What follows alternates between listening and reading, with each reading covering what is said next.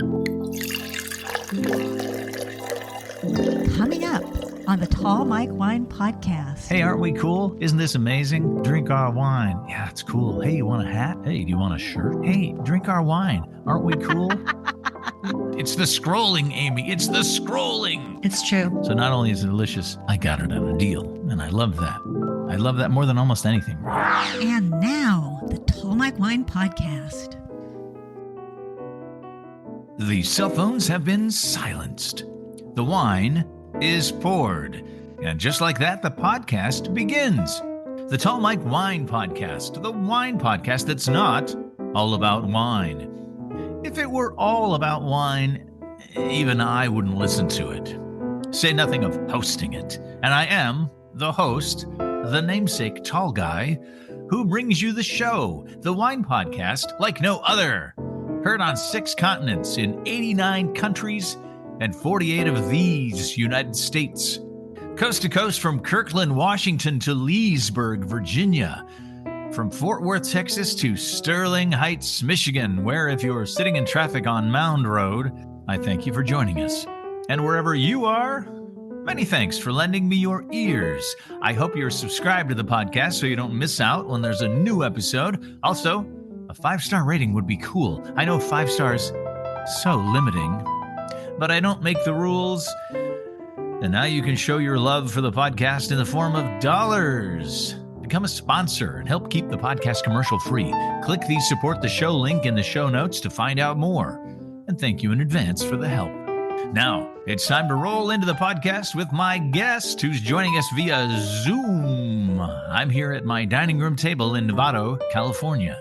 And she is in Vancouver, BC. Yes, she's Canadian. She's making her 3rd appearance on the podcast. She's the host of the Redfern Book Review Podcast. And she's just back from tennis camp. Please welcome Amy Tyler, and happy belated Canada Day to you, and welcome back to the podcast. Hi, Mike. It's good to be here. Thanks well, I'm so happy to have you. How was camp? How was your tennis game? Camp was good. Okay. 2 hours away in Whistler, British Columbia. And we did something called live ball. So if anyone's listening and plays a lot of tennis, they'll know about it. I'd actually never played it before. It's kind of like, I don't want to say dodgeball when you were a kid, but basically there's a king of the court.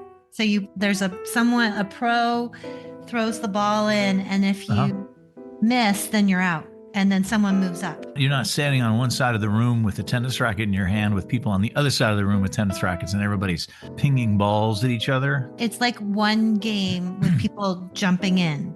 Live ball. It's called live ball. Okay. That sounds cool. I'm sure I could find video on YouTube. But because we're not 16 at tennis camp, we did tennis camp in the morning, and then we went to the pool and we went out for dinner. And you had some nice dinners? Had some good dinners. With some nice wine, maybe? Had some nice wine. Canadian wine? Yes. And I shouldn't say this at the restaurants, but you can't get, well, I don't know about currently, but you can't always get American wine at the stores now. Yeah. Yeah. So, because somebody decided they wanted to take the economy down into the toilet where he came from and do all this mucking around with tariffs. But we don't have to talk about that. Okay. It sounds like you had a good time. I did. This might seem a bit late to the game, but we are here to make summer book recommendations. We had such a good time last year. We just didn't get the episode up and running, and now the summer has begun. But if you have yet to pick a few good reads for vacation, we've got suggestions. Well, Amy does. I'm just here to ride her coattails. We will also make a wine connection, so stick around for some wine geekery. How many books do you have to tell us about? We're going to talk about 4 books today. And how do you go about selecting the books? What's the process like? How do you pick them? I almost said, how do you go about selecting the wines, which is what people ask me about the podcast. How do you pick the books? This time what I did, one thing I thought about is not to have a hardback, because just also it's summer. You might want to take it to the beach. Right. It's a little less expensive. Actually, though, not that much less expensive. But so I went, most of the books have been out for a year because if you may already know this, but books come out in hardback and they're in hardback for 1 year. Some come straight to paperback. Oh, I didn't know that. It was a year. Some are released in trade paperback, which is a bigger form of the paperback, right? Some don't go to hardcover. Some never do. But most of the books I picked had, I picked a mystery because I figure someone wants that. Mm-hmm. I picked a family saga because people like that. And it has a little science stuff in it. So I thought that would be good for anyone in the family. And it's sort of hard to find books that crossover. So a husband and wife or two partners both could like this book that I'm going to recommend. And then I did a full-on beach read because I think you always need to have that. Something a little saucy. Yeah. Oh, and then another one's just a personal favorite author. And cool. I picked short stories because I think those are very digestible in the summer. Sure. You can set it down. Come back to it. Set it down. Yeah. Come back to it. Because you got other things going on. All right, let's get into the first book. I'm going to cue up some nice bookish music. So the first book I'm going to recommend is the full-on beach read, and it's also corresponds. Am I allowed to say that? So the wine I picked goes with this book, or does that matter? That's totally fine. That's great because you're going to reveal the wine at the end of this review. Oh, okay. Okay. This particular book, then we'll talk about the wine that's in your glass. So this book is called The Wedding People. Just even the name, it's going to be a beach read. Right. By Alison Espach. And I'm not sure if that's how you pronounce her name. But the story it's a book about, this woman's named Phoebe. Okay. And she's an English professor, and she wakes up one morning and her husband has left her for another woman. And she's super despondent and depressed, and she's living in St. Louis. So she decides to go to Newport, Rhode Island to take her life. And she goes to this beautiful hotel, and she thinks she's going to be the only person there. But there's a bride who's taken over the whole wedding. And that bride thinks she's taken over the whole hotel, but she's actually left one hotel room, and this woman takes it. And so they have this sort of clash where this woman figures out what she's up to, and she's like, no, that's not happening at my wedding. And you're not going to off yourself in the midst of my wedding party. And then it becomes a bit of a rom-com, and she gets involved in the wedding, and I think gets pulled into the wedding party. And it's this sort of, I think they are kind of helping each other. And the woman who's the bride is a nightmare bride. And Bridezilla. Yeah, Bridezilla. It's just kind of, I think it's a light, dark comedy. I was going to say, you said light. It starts out very dark because she's right. My husband's leaving me. I'm going to kill myself. But that's not happening because Bridezilla's got other plans. Okay. So they form a friendship. I think it's heartwarming. Okay. And, but I have to say I made a mistake because the cover of the book shows these hands coming out of an ocean, but they clearly have champagne. And I know champagne is what you think of at a wedding, but I picked rosé because that's what I drink if I do go to a wedding. And it's summer. And also I personally picked this rosé because I drink it and I want to hear what you have to say about it. Oh, okay. Okay. Well, I don't have it in front of me, of course, because you're there and I'm here. And you sent me a picture, and it's Canadian wine. Mm-hmm. So the first book, give me the name and the author again, real quick. It's The Wedding People by Alison Espach. And it came out July 30th, 2024. Okay. So it's a year old because now it's in paperback. And you can carry it in your beach bag. And not weight yourself down. All right. Now, reveal to us the wine that you have in your glass, the wine that you're imagining having at this wedding reception. I'm going to bring the bottle back. I just got out of the fridge. It's called Saintly, and the tagline is The Good Rosé. Mm-hmm. What I wanted to do, I wanted to pick a BC wine just because that's where I'm living. And then I did ask the person at the wine store, I said, could you give me the closest you have to a French rosé, which is obviously, it's not a French rosé, but, and they said it would be this one. Okay. And I'm restraining myself because last time I was on, I asked if I could put ice in my wine, and I could tell that wasn't, you said I could, but you weren't impressed. And so I am not drinking ice in my wine. That's not my usual reaction. My usual reaction, if it makes you like the wine more, then you should put ice in your wine. Well, what you told me was it will not, the flavors, it'll obviously dilute it. it'll dilute it. And if you're drinking wine ice cold, you're not only diluting it, but you're also drinking it a lot colder than your taste buds can comprehend flavor. If you drink anything really super cold, you won't taste all the flavors because some of them are muted by the chill on your tongue. Okay. And that's just a physiological fact. That's one reason that we drink beer ice cold in this country, is because when the breweries reopened after Prohibition, prior to Prohibition, there'd been a lot of smaller breweries like we have now, microbreweries. And then they all had to close when Prohibition came because they didn't have anything else they could do. But the big breweries, they could mill grain and do other things. They stayed open. And when they reopened after Prohibition, there were just a few breweries, and they got together and said, hey, if we really dumb down our beer and make it with cheaper ingredients, we can make a lot more money. And we'll just convince people that they need to drink it ice cold. Because up until that point, beer was served like it is in Europe, kind of at cellar temperature. Refrigeration is not a thing that's been around forever. That's so interesting. I didn't know that. People would drink beer that was a little bit cold, but not ice cold. So this new thing all about icy cold beer and all the frosty mugs and all that stuff, that came about through some collusion with the larger breweries who were trying to cheapen their product, but not have anybody notice. So, hey, chill the beer. You want a nice cold beer, don't you? It's a hot day. You want a cold beer. So that is why to this day, they still market beer as, it's got to be ice cold. But if you go to a microbrewery, they're not so concerned that it's super, super, super cold, right? Okay. Interesting. Yeah, we just went on a tangent there, didn't we? It's the wine podcast. That's not all about wine.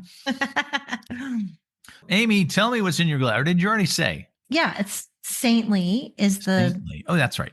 And they're calling it the Good Rosé. The Good Rosé. And here it is. Okay, I'm going to take a picture of you with the glass in your hand.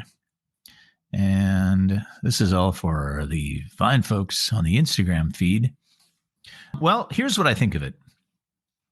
I think the wine is probably fine. I just couldn't find a lot of information about it on the winery website, because the winery website was more like, hey, aren't we cool? Isn't this amazing? Drink our wine. Yeah, it's cool. Hey, you want a hat? Hey, do you want a shirt? Hey, drink our wine. Aren't we cool? Now, when I go on winery websites, I typically go to the area, you click on the little menu and it says for the trade, which means if you're in the trade, you sell the wine, you want quick access to something we call a tech sheet that gives you all the technical data for the wine. And in Rosé, what I want to know is, what grape did you use? Rosé is made from red wine grapes. There was no such animal on this particular website. It was basically, hey, isn't this cool? Isn't this great? We're cool. Isn't this rosé cool? So I couldn't get through the whole marketing thing. It felt to me like they're just trying to make something really hip and really cool, and they don't want you to nose around too much. They don't want you to know. Maybe they don't want you. Maybe they don't care, and they just don't care if you know what the grapes are or how it was fermented. And then you told me it came from BC, and on the website, the good rosé they had was from Ontario. So what I did was, and this is 2 days ago, I emailed them and said, hey, I'm going to feature your rosé on my podcast. I'm recording tomorrow, and I would like some technical information on this wine. And I mentioned the confusion over the BC versus the Ontario, and I didn't hear back from anybody. So, oh my goodness! I said, could you please send me a tech sheet? And I didn't hear back from anybody. So I hope it's good. If it's good, if you like it, it's good. Okay. This is what Duke Ellington said about music. If it sounds good, it is good. Okay, I have a question for you. Okay. So the wine's fine. Like, it's drinkable. It's nice. I mean, it's just nice price point. But the one thing I will say about rosé is I don't like it when the rosé is a deep red. Mm-hmm. And is there anything to that? Or is it just, it doesn't appeal to the way it looks to me? Is there anything with the taste there? Like, I automatically feel like it's too much or too sweet or too heavy. And I base a lot of it when it's like a deep orangey color. Mm-hmm. I was just curious if that's like a kind of a placebo effect in my mind, or if there's something. do that. There could be that. There could definitely be that. The color is a huge thing with wine. People always comment on a wine's color. I work at a winery where the main red is Pinot Noir, and Pinot Noir is the lightest color of the red wine. And a lot of times people say, "Oh, look at that color," because it's different. And you can tell some people are like, "Oh, it's so late." And I say, they named a color after that. And they're like, "What are you talking about?" I said, there's a little region in France where Pinot Noir is the main thing, and it's probably the most well-known region of the world for growing Pinot Noir. And that region is called Burgundy. There's a color, all right? So it's named after the color of that wine, which is... Can I go off on a tangent and ask another question? Of course. Let's keep going. But let me finish this one first, okay? Okay. The color of the rosé is going to be determined by how long they left the skins unprocessed. Right. So rosé is made from red wine grapes. They throw all the grapes into a tank, and they let some of the juice flow and get in contact with the skin, and the skin starts to turn pink. Mm-hmm. If you just leave it in there and ferment it for a few weeks, you're going to have a red wine. If you stop just a few hours in and then you throw everything into the press, the juice that comes out is going to be pink. And then you will throw that into a big stainless steel tank and ferment it like a white wine, and your rosé will be darker if they leave the wine on the skins for a longer time. And if they leave it on the skins for a longer time, it will begin to feel more like a red wine because it's getting more color and flavor and texture and aroma. Okay. What the juice is doing to the skin is one of my favorite winemaking terms, extracting. It's pulling the color out of the skins. It's pulling flavor, texture, and aroma out of the skin. So the longer you leave it in there, the darker your rosé is going to end up being, and the more like a red wine it's going to be. So if you like a nice pale pink or pale salmon color rosé, that means you like a rosé that's a little more like a white wine than a red wine. Okay. What's your next question? I'm seeing at some wine bars around here, I went to one down the street, they have orange wine.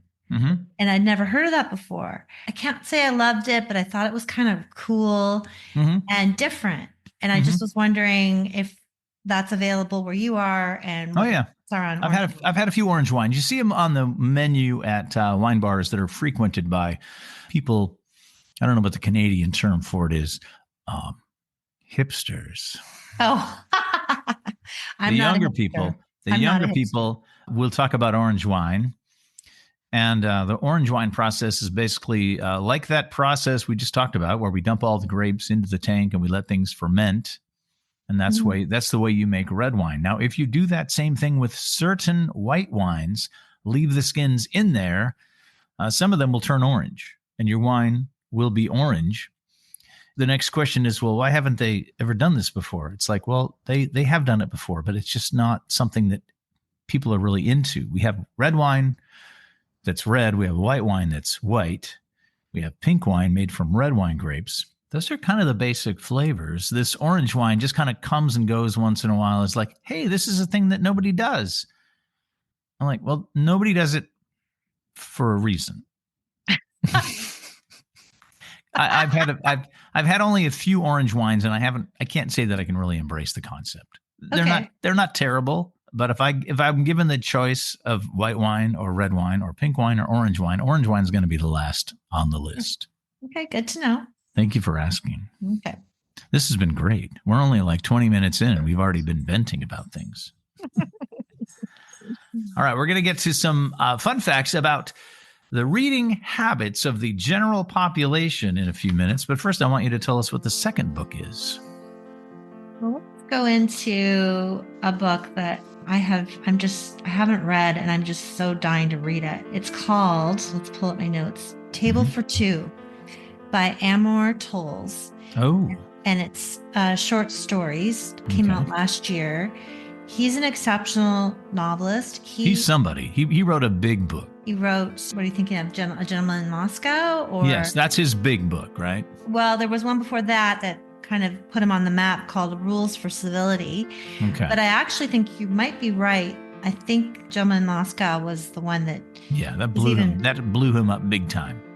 But he's unusual because as you shared some notes, people aren't reading as much as they did, or it's hard to grab people's attention. And he is a literary novelist that's also popular. Mhm. So kind of like Anne Patchett, if you know who that is. I do.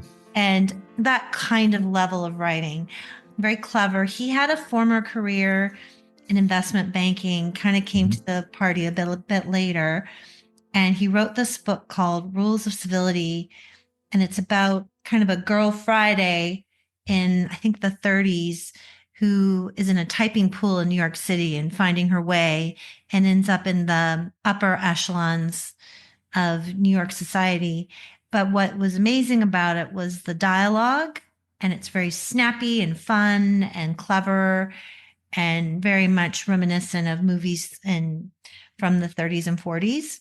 When you said the dialogue is snappy, I thought, well, why isn't there a movie? I don't think there is actually. You'd think there would be. Right. But it's very good. And then A Gentleman in Moscow is just an exceptional book. It's interesting. I say this, I mean, I haven't heard this from other people. So what that story is about a count in the 1930s in Russia who writes a poem that's against the government. So then he gets locked up in a beautiful hotel just for writing this poem. And apparently that kind of thing actually happened. So what's really unbelievable about it is he's sort of in denial. He gets up every morning and reads the paper and puts on his outfit and hangs out in this beautiful hotel, but he actually can't leave. But what was interesting about it, it did remind me, it came out, let's say 8 years ago. I'm not exactly sure. Yeah, it was pre-COVID. I know that. But it reminded me of COVID. And oh, yeah, right. The feeling house arrest. Yeah, house arrest. Of kind of a beautiful problem if you were lucky enough to be home with your family and have a nice place to be. Right. But yet it's kind of a prison too. And there's an underbelly, a sinister thing that's kind of lurking. Yeah. Surface. So he's written this book. He is from the New York area. He lives in Gramercy Park with his wife, and it's short stories. They all take place in New York City, and they take place at the turn of into the 21st century. That's kind of an interesting time to set a book because it seems dated, but we've all lived through it, and it's, fairly current. But it's like the things that stand out are the phones that they're using or the way people are communicating. Well, that was that sort of hazy period when not everybody had a cell phone. Some people had them. Some people did not. I think I got mine in 1998, but a lot of people did not have them, and a lot of people still had landlines. I have a phone at home. Why do I need a phone in my car? I didn't. The one thing that's interesting is, so it's a bunch of short stories, but then it's also a novella embedded in it. And what he did was he took one of the characters from that first book, The Rules of Civility, and sends them off to Los Angeles to kind of make their way in, Hollywood. And it's set at the time of Gone with the Wind. And so he plays with all the things that were going on at that time and the famous movie stars and that whole land. And so I think it would be a lot of fun for summer. I'm going to admit something, and I hate this, really. It's the fact that I'm down to about one book per year as a reader. I suck. What happened to me? I went online a couple days ago and did some poking around at what's happening to us. Here's some solace, maybe, if you're not reading as much as you used to. According to a 2022 Gallup survey, Americans are reading fewer books and spending less time reading in general. There's also a book called How to Read Now by Elaine Castillo. And she says massive corporations have basically captured the capacities in us for reading. That's social media, which is what I always blame for reading fewer books. It's the scrolling, Amy. It's the scrolling. It's true. And 21% of adults in the U.S. are illiterate. I didn't know it was that high. What? Is that, okay. Is that because maybe they have come to the country and they're learning the language, or are these people that have, I'm curious. That's a good question. I just took this as some raw data that was in a report that I read. But anyway, that's a high number regardless. It's a pretty high number considering the other end of that is 79% of the country can read, which is, well, that sounds great, but shouldn't it be higher than that? 2024, the average reading scores on the nation's report card declined by 2 points for both 4th and 8th grade students compared to 2022. This steepens the 3-point decline seen in both grades between 2022 from 2019. So we're not reading as much, and the younger people are having a harder time reading and focusing on things. I have, my wife, she's a teacher. She says it's hard to get kids to read anything that's printed on paper. Well, it's funny when I don't know if we've talked about this before, but I have 2 grown sons. And so what's interesting, when I was growing up, a lot of the books that I would read to me and I read were quite old because that's just how it was. Like one of the most popular books was called A Secret Garden. And I think that was written in like 1900. But those books just kind of stuck around and they're classics. So I tried some of those books with my kids and they were like, I didn't even say that they were from my generation. And they were like, stop with the old timey books. And so, something like Charlotte's Web, which is amazing. Typically, if you go back and look at those books, they have no problem spending many chapters before they get exciting. And I remembered that even then, but that doesn't work anymore. To jump off on a tangent, something that somebody that still is in the radio industry told me. I spent 15 years in radio as a disc jockey. There's this part of most popular songs called the intro, where there's an instrumental passage. It goes on for a while, sometimes as long as 30 seconds, which is just like da da da da da da da da da da da da da da da da, and then somebody starts singing.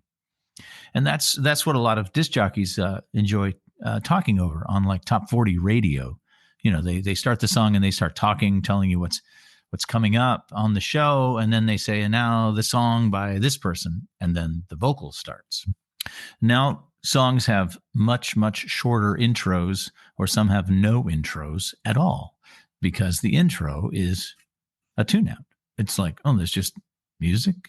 I'm waiting for the lyrics.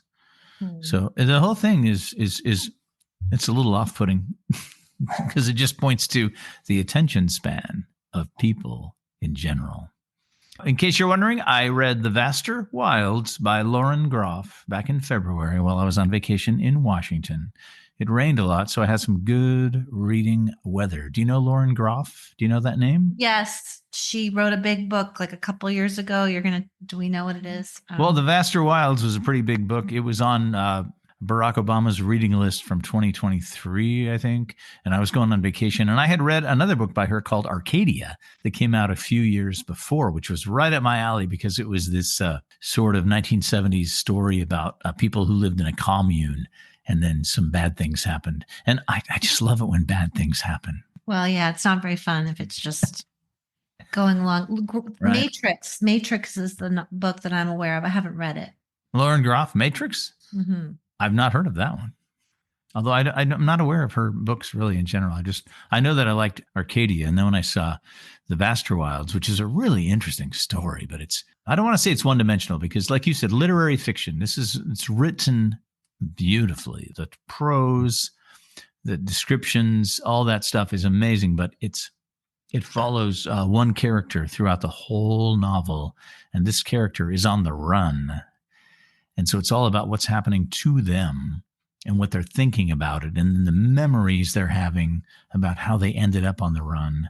And it delves into colonialism, and it delves into all these other things that are much, much, much, much bigger picture things. So the novel really touches a lot of bases, but on its face, it's a very simple novel about this woman who's on the run. Interesting. That's The Vaster Wilds. So I read that in February. That's my one book this year. There might be other books. Maybe I'll read one of your books this summer. I'll try and break away. I think maybe you might want to read Table for Two, possibly. Table for Two sounds great. You know what? I'll go out and buy it tomorrow. And that will make me read it. Because if I buy a book, I have to read it because I'm a guy who doesn't like to waste money on stuff. Amy, do you still have your official Tall Mike Wine Podcast coasters? I don't. I know you moved. I moved. Amy had a lot of stuff happen to her the last year or so. Had a lot of drama. She moved. She got divorced. She changed her name. Although that's a problem. So I just got divorced and I went down to so I live in a different country and I call DMV, but it's not that. It's the licensing bureau. It's a long story, but my name is not changed. But I still call myself my name that I would prefer. So it's official because that's what I'm calling you. Yes, that's Amy correct. Tyler. That's right. If you need more coasters, just send me your new address. Okay. And I will mail you some more coasters. I will do that. And that goes for you too. If you would like your very own official stack of Tall Mike Wine Podcast coasters, you can send me an email. I just need your address. My email is tallmikewine@gmail.com. Let's talk about another book. Are we up to book number 3 now? Yes. Okay. What is it? Okay. This book is called Real Americans by Rachel Khong. And there's a couple reasons why I chose this. First, one of the reasons I chose this, though, I'm curious, because you have Buzzsprout. Podcast is hosted by Buzzsprout. So My podcast is hosted by Buzzsprout. That's the internet site that sends it out to all the apps. That's what I upload it to, and that sends it out to all the apps. Like the hosting site. Anyway, they have this newish thing called fan mail. And do you use that? Well, actually, I did. I got a couple of texts from a couple of people after one of the episodes that I did a few months back with Spencer Christian, the weatherman. They just said, "Hey, that's great. That was a great episode." And it's right there on my homepage. If you are looking at the notes, the first thing says, "Hey, send me a text," but nobody sends me texts. So I got my first fan mail about this book, and I was so excited, from Lisa from Los Angeles. So Lisa from Los Angeles, if you're listening, this is one of the reasons why I recommended it. And it was a while ago, it was in the fall, but she read this book and really wanted to hear what I had to say about it. So I have read it a little while ago. I read it last year, and I read it because of her. The reason why this is an interesting book that I think is because it is a family saga, and it is about a Chinese-American family told over 3 generations. It's got a bit of a mystery. It's eerie, and there's a little bit of genetic ethics in there, which is kind of creepy. And it delves into what does it be to be American. Mm-hmm. It's about class, striving, race, inheritance. And it's interesting, though, even in just a year, this book takes on there's a different vibe to it based on what's happening currently politically in the United States. It's about so many things, but now that the U.S. has changed even within that time. So it kind of takes on. Even in the last couple of weeks. I know. I don't know. Amy, it's hard to keep up. I can't keep up. She's young. I mean, I call her young. She's 40, the author. And so I like that she's kind of got a fresh way of writing. I can't really put it in one specific genre. Okay. I just like the idea of what you do know for sure is that things are not exactly as they seem. And it starts out, there's a character named Lily Chen, and she's doing an internship in New York City. And she falls in love with a very wealthy man named Matthew Allen. But you just know there's something kind of off. And you're not really sure why. You're not told why, but you just feel it. And it's a bit eerie. And then she is Chinese American, and then it delves back into her family, going back 3 generations. And then there ends up being a connection between Matthew and Lily that goes back beyond before they met. Oh. So I don't want to say too much more because then I'll reveal. All right. Yeah. Don't give us the big plot twists. Don't do that. But I think that it's eerie. I love that. Eerie is great. I think I just bumped Amor Towles out of the top spot. I'm gonna buy this book tomorrow. Okay.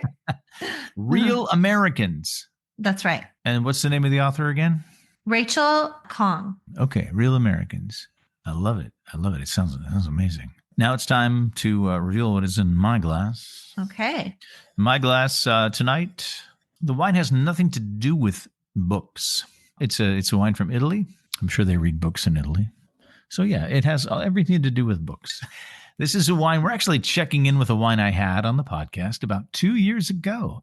I found a wine online that had this amazing picture on the label, and there will be a picture on my Instagram. So if you want to see the label of this wine, and it's a cool picture of a guy with sunglasses on. And if you look in his sunglasses in the reflection, there is a piano, and he's got his hands on the piano. And I thought, that's really cool.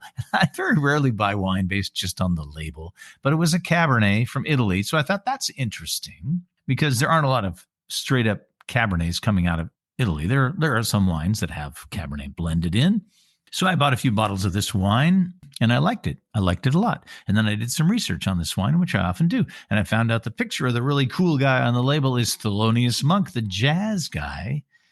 And I thought, well, that's more interesting now. The name of the wine is Legit Cabernet Sauvignon. And it's from Tuscany. It's actually IGT Toscana Rosso, which means it's not officially ordained by the government as one of their main wines. It's an IGT, which means it's a wine we make, but we don't really have a classification for it, so we just call it an IGT. All the Super Tuscans are in that same category, but this is 100% Cabernet. So I wondered a little bit about this wine, like why do they use Thelonious Monk and how do they use the picture of Thelonious Monk on the label? So I reached out to somebody at the importer here in the United States to tell me a little bit more. And they hooked me up with a woman who's in Tuscany, whose father founded the winery. And I heard all about it. And we talked. We had a nice conversation via Zoom. She was in Tuscany. That is an episode from about 2 years ago called All That Jazz. Leah Banville, whose father is the guy that founded the winery, Tolaini. And his story is interesting too. Do you want to hear it? Yes. Okay. Leah, who chatted with me on the podcast a couple of years ago, her father is Pierluigi Tolaini, who is a native of Tuscany, and he immigrated to Canada. Oh, Canada. Mm-hmm. In 1956, he planned to work for a few years, make some money, then go back to buy a farm and marry his high school sweetheart and make some good wine in Italy. He didn't go back to Italy for 45 years. He ended up starting to work in Canada, making some good money. He made some connections. He started a whole big business for himself, and he did very, very, very well. 45 years later, as he's an older man, he goes back to Tuscany and does buy a farm and begins to make wine. So that is why we have a winery called Tolaini, because of Pierluigi, who's no longer with us. But his daughter, Leah, runs the winery now. She was delightful to talk to about her father and the story and the history. And if you want to look back through my podcast, you'll find it a couple of years ago. So I had this wine Legit. I think the wine that I was having was like from 2013 or 2014 or something. And I was enjoying it. I bought a whole bunch of bottles of it and drank it for a few weeks. And then just a few weeks ago, I was at Costco. And guess who was staring at me from the Costco wine shelf? None other than Thelonious Monk. There was the Legit Cabernet at Costco. And I thought, oh, that's interesting. I would never have imagined that wine would show up at Costco, but it did. So I bought a bottle. It was $20. I thought I'm going to check in with Thelonious Monk. So this is the wine that I have in my glass. This is the 2020 edition of the Legit Cab from Tolaini. And it's really delicious. It's an easy drinking cab, and I would expect a 2020 cab to be a lot more tannic than this is, but the tannins have smoothed down, and it's quite nice. It's all about red and black fruit on the nose, a little bit of floral. It's probably a cab for people who say they don't like cab because it's too too tannic, too dry, too harsh. Because the tannins here are all nice and smoothed down. So it's delicious. Here's what some other people say about the Legit Cab 2020 from Tolaini. Wine Spectator gave it 93 points. Keep in mind, I just bought this at Costco for $20. Not bad. Another website, Venus, gave it 93 points. It's 100% Cab, by the way. And Venus says it's bright and nicely focused with plenty of varietal character, married to Tuscan energy. God, I wish I'd have wrote that. Robert Parker's Wine Advocate gave it 91 points. Wine Enthusiast, 91 points. James Suckling, another guy, gave it 91 points. It's pretty delicious, and I'm impressed that I got it at Costco for $20 because if you go on a wine website that sells wine and find it, it's like 45. So not only is it delicious, I got it on a deal, and I love that. I love that more than almost anything, really. Are we ready to move on? Yes, go ahead. I have a question about the label. Okay. So the label is, you see a lot of these kind of labels where they're just sort of having fun, have a clever name. And even the wine I'm drinking, they're calling it saintly. That's kind of the epitome of that. Like, hey, a fun label, let's sell some wine. But when I think of Italy, it just seems like a classic place to sell wine. Why aren't they selling Italy? I see why they would do that in British Columbia, because they do that all the time, because it's not known, you're not known for wine here. So why have that kind of bold, fun label and name when you could really have something kind of classic and just sell that whole idea of old Italy or something? I don't know. I'm just curious. Here's my opinion on that. And it is in line with the whole conversation we had just a few minutes ago about reading and how people don't have the attention span, and how what we have come to know as the tradition is really not something that people in the next few generations coming up after us really give two shits about.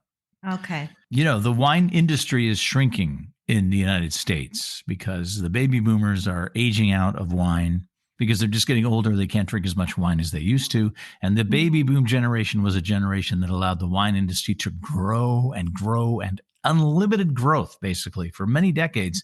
And now they're aging out, and the generations after them are like, yeah, wine, whatever, that's grandpa stuff. So this whole tradition thing, it's just not as hip as something that the younger generation, the Instagram generation, wants something a little more flashy, a little more like, tell me what I need to know, not what my dad used to know, that kind of thing. Okay. They found this, actually, Leah told me this interesting story. She said that they made this wine and they weren't sure what to do with it because they had the idea, let's make a cab from this particular part of our vineyard because it's going to be delicious. And it turned out to be delicious. They let a lot of people taste it, and they said, that's really legit. It's a legit cab, that's where the name came from. And then her son said, I think I've got an idea for this.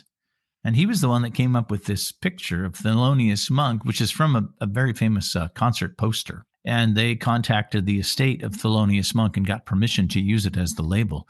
So I think it's one of those things where the baton is being passed from generation to generation, and things are going to be a little different than what we are used to and what we expect and what we think about wine and tradition and all of those things. The wine is tasty, by the way. Did I mention that? You did. I'm loving it. And I'm like, oh, look at that. I'm drinking It's nighttime. I'm drinking this bottle. All right. When are you going to come back to Sonoma again, Amy? Well, I am actually coming to I do come down to Central Coast fairly regularly to see my mom, but I am coming to San Francisco in the fall for a wedding. Okay. My niece is getting married. Oh, how lovely. We can meet up because I'm going to be in Sonoma. We can hopefully meet up. So we'll see. Yeah. If you make some time, we can record another episode of the podcast. Okay. Or we can just go to dinner and get silly. Okay. Either of those things would be fine with me. Amy and I met a few years back. It must have been 2021, the year that I started the podcast, at the winery, Nicholson Ranch. Was that a girls' trip? It was a girls' trip. One of my coworkers came up to me and she said, and she pointed across the courtyard. She said, she has a podcast. And pointing you out across the courtyard, very soon you were on the show. So that's right. Yeah, it's time to get you back down here in person, because we've done a few of these Zoom things, which is nice, but in person, much better. Okay. We'll go out to dinner. We'll get silly, and I'll talk about it on the podcast. Okay, sounds good. All right, now, is this book number 3? Book number 4. Book number 4. Look at that. I've drank enough legit Cabernet where I've lost count. So this book, you're not going to have heard of it. And that's kind of exciting because I love to sort of tell you about a book you don't know about. And I haven't, okay, so let's keep track here. I haven't heard of 2 of the books. Actually, I haven't heard of any of the books you've talked about so far, but I have heard of the one author, Amor. You've heard of the one author. What's neat about the book that I've selected is I am doing some work with the Canadian Book Club Awards, and I'm talking to their winners. And this particular author is one of the winners. She's written a mystery thriller. I really liked it a lot. And so I wanted to tell you about it because I think you always need to have a little mystery in your beach bag. And the story here, it's called Fortune Favors the Dead. And the author is Susan Jane Wright. It's a classic mystery. You can tell that the author has read a lot of them. There's a heroine that you can get behind. It takes place at the Banff Springs Hotel. Have you ever heard of that hotel? I've heard of Banff, but not of the particular hotel. To kind of set the scene, the Canadian National Railroad, when it formed, started to throw up these very gorgeous over the top hotels so people have places to stay. And they Okay. all kind of look the same. They're stone. A lot of them look like a chateau. One of them was the site of an Alfred Hitchcock movie. It's in Quebec City. Okay. The Empress is very famous in Victoria. Love the Empress Hotel. Yeah, so if you know that hotel, they're all kind of like that. Stately. When you have a murder mystery, it's always good to have like a manor home or a fancy hotel, like an old-fashioned setting. There's lots of places to hide. So what happens is the protagonist her name is Evie Valentine, and this is the third in the series. So she's the heroine, and this is the third mystery series that this woman's written, and she is gone to celebrate her favorite law professor. His name is Finn Tanberg. Interestingly, on the back of the book, it says, the wine is uncorked, but I didn't pick it because it didn't say what wine. The food is waiting to be served. So what happens, there's this big ballroom, and they're all getting ready to celebrate him, and he doesn't show up. Uh-oh. So he's been murdered. And then the story follows like what's happened. It's set in Alberta, and it involves a visit to Drumheller, which is a major archaeological site where there's dinosaur bones. It involves the rare gem and jewel trade. And then specifically there is I've seen it actually. It's I guess we call it a jewel or a stone. It's called ammonite, and it's from Alberta, and it's made from fossils from, I think, snails or something. But the result is looks like a rainbow. It's not really I wouldn't choose it, but it's kind of amazing. It's like yellow, green, blue, all in a stone. Anyway, it's a classic mystery. And this woman has a background in anthropology and law, and it's a page turner. And there's a little bit of humor. So I think it's just kind of a fun little read. And I don't like horror, but I do love a murder mystery because for me, I never get caught up like when the person falls off the balcony happens here. I don't get caught up in that. That doesn't bother me. I just figure that's like, it's not even real. It's all the things that happen. It's just part of the story. You have to have a murder, and the murder's going to happen somehow. It's going to happen. It's all about how do they figure out who done it. Yeah. Oh, and then there's also a natural disaster that could happen. There's a flood that might stop everything. So they have to figure out what's happened before the flood happens. So in the front of the book, you can see there's rising water. So I liked it a lot. Tell me the name again. Fortune Favors the Dead. Okay. By Susan Jane Wright. Well, thank you so much for your recommendations. Well, thank you. There will be another book-themed episode of the podcast coming soon. Have you heard of this guy, my pal Adam Roberts? No. He's a food blogger. He goes by the name The Amateur Gourmet. I've been following him since the early 2000s. And I had him on the show because once I got the podcast up and running, I wanted people on the show that I thought were interesting. And he's a foodie. He's a guy who cooks a lot, blogs about it. He worked for Food Network for a short time. He's a former law student who he went to law school because basically his parents told him to go to law school. And then he decided he hated it and started teaching himself how to cook. He started blogging in the early days of blogging. And then he went to Juilliard and got a master's degree in playwriting. And eventually he wrote a novel, and he has his first novel out. It's called Food Person. And I was trying to get him on the show before he went on his book tour, but I was unsuccessful. Now he's back from his book tour, so I'm hoping to have him on the show sometime soon. But look that up, Food Person by Adam Roberts. That might be something for you to check out. It sounds like a fun book. Okay. All right. You putting it on your list there? Okay, good. So your podcast, the Redfern Book Review Podcast, now has a sponsor, as you just mentioned. How did that come about? What does it mean for you? So they approached me. So in truth be told, I've had some life events happen. So I've been a bit distracted.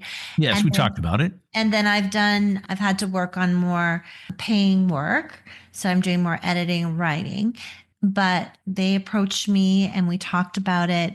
and they needed and wanted a Canadian book podcaster to talk about its Canadian Book Club Awards. I said, sure. I've actually never done this before. I'm curious if you have too. I just did it and it went really well, but I was pretty nervous. I juggled 4 authors together. In fact, there should have been 5, but he didn't. Oh, that was the episode you just put out. Yeah, 3 authors. Supposed to have been 4, but it was, and you know what? It went really well. And you know why it went well was because they were all so excited because they've just published their books and they were kind of all exchanging information. It was kind of self-perpetuating conversation among the 3 of them. That's right. And at one point, which I cut this out, they kind of forgot I was there. Right. And I didn't mind that. I thought, well, that's good because they're all comfortable. No, you're doing a great job if you facilitated the conversation to the point where the guests, I can't imagine having multiple guests, when you see it on TV, when there's all these boxes and they got all these people and they're like, let's talk about this person. Let's talk to you now. What do you think? That's not what I want to do. But no, the episode was great. I like the way they were all talking to each other and kind of bouncing off each other. And congratulations to you for putting something like that together. Thanks. It was fun. I mean, I really enjoyed it, but I was surprised because I wasn't really looking forward to juggling multiple people. Someone gave me some advice because initially what I was doing was just kind of asking each person, trying to spotlight each person. Mm-hmm. And someone said to me, well, why don't you figure out some commonality? Each question should apply to more than one of them. Mm-hmm. And then that. Sure, they're all authors. So there's questions that will apply to all of them. Sure. But find something that they had in common, and it kind of went from there. It was a fun listen. Thank you. That's the latest episode, right? Yeah. Amy's podcast is the Redfern Book Review Podcast. It's available wherever you find podcasts. That was a great selection of books, potential summer reads. Are there some podcasts you're looking forward to catching up on this summer? Are there podcasts you hear about and think, oh, I should check that out, and you just don't get around to it because who has that much time, right? Well, what I wanted to do, I wanted to recommend 2 that I've just gotten into that I don't think everyone's listening to, but maybe you might like. One is Monica Lewinsky has a podcast. Oh, okay. And it is really good. What's it called? In fact, it makes me cry. It's amazing. It's called Reclaiming. Okay. It's actually really good. She just has a variety of people on. What happened to her comes up, but it's more what I find very interesting is everybody on that automatically comes on and is super vulnerable with her because of what she's been through. Well, right. What she is famous for. She doesn't come across as bitter. She's moved on with her life, but that's, it's just a fascinating thing because she is known everywhere she goes and she struggled to get jobs. She hasn't. Yeah. I'm sure her life's been long-term relationship, but she hasn't had a lot of things happen that probably would have happened for her, but she's a very good interviewer. And then the other one that I really like is David Duchovny has a podcast and it's really good. He went to Yale. He's kind of got this, he does not have an energetic personality, but he's very thoughtful. Is he low energy? Is that what you're saying? Kind of low energy, but has really cool people on, has really cool discussions. Okay. It's called Fail Better. And the idea is to fail, I think, quickly and often. So one, he just had on James Fry. Do you know who that is? Mm-hmm. So that's really interesting. So James Fry has a new book out. And they had a really interesting conversation. I had heard about that because there was some, headline somewhere about James Fry and what he's also very infamous for. For people that don't know, you probably do know. It depends, I guess, maybe on your age. He wrote a book. It was picked by Oprah, and he wrote about his drug addiction. But it turns out that he majorly embellished certain things. It was to a certain extent a phony story. Well, it's interesting though, because he talks about, now there's a term for it called autofiction. And he says, I kind of coined that, but it is interesting. He did lie, but it is a little bit about the industry itself. And it's a whole bunch of things. He's had a lot happen, but it was a really good conversation. What's the David Duchovny podcast called again? It's called Fail Better. I was hoping it was called The Truth Is Out There, Scully. And of course, where the X-Files was filmed. Was it in Vancouver? Yes. I didn't know that. Mm-hmm. Truth be told, I never watched the X-Files. Well, people got mad at him because someone asked him, how do you like Vancouver? And he says, it rains too much. Oh, yeah. And then everyone got mad at him here. But I mean, it does rain a lot here. I mean, it rains a lot there. I'm from Seattle. It's the same kind of thing. It's a true thing. So, I don't know. He's just telling the truth. It rains all the time. Well, that's true. Thanks for coming back on the show. Well, thanks for having me. Even though our president is an idiot who thinks Canada should be the 51st state. What do they think up there about that? Well, I'm going to try to stay out of the politics. But what I will say, okay, good. I do like the new prime minister. Oh, yeah. And I will say there are a couple of funny, if people want to Google it, there's a funny little video where he's in a lineup. It was at the G7 conference and he's standing next to Macron and Trump is talking and he turns over and does a very, very subtle wink at Trump. Yeah. I just also saw another video of him dancing. He enjoys live music. And so I thought that was kind of fun that he's a person. And what I say a lot of the times is, it's a good thing there's wine. Yes, it's true. The Tall Mike Wine Podcast was conceived and is written, produced, edited, and maintained by yours truly. To see behind the scenes, pictures of all the wine, and my continuing mastery of reels, follow me on Instagram at Tall Mike Wine. How about some official Tall Mike Wine Podcast coasters? Send me an email and I'll get some out to you. The email is tallmikewine@gmail.com. Now, I'd like you to seriously consider becoming a paid sponsor of the show. Just a few bucks a month, 3, 5, 10. Well, 10 if you're someone in that tax bracket. It will help out a lot. You know what else would help? You sharing this podcast with a friend. If you like this episode, share it with your bookish friends or your wino friends. Ideally, you have friends who are both. And be sure you're subscribed because there'll be a new episode coming soon. For now, thanks to Amy Tyler for hanging out, and thank you for hanging out. I'm Mike Stone. Keep swirling, keep sniffing, keep sipping. Cheers.